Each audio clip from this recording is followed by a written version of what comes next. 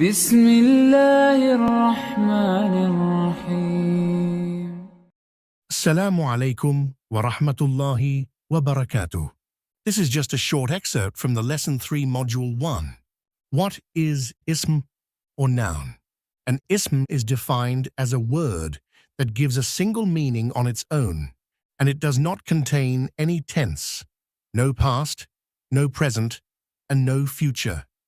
In Arabic, ism is actually broader than what we call noun in English. Nouns, pronouns, adjectives, and even adverbs.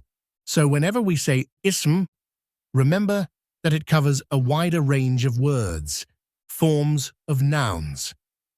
Nouns in Arabic are divided into two main forms.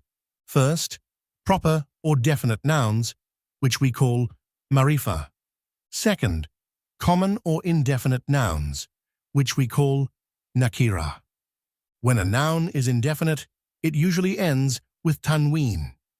Tanween can be double damma, double fatha, or double kasra. You can see this marking at the end of the word.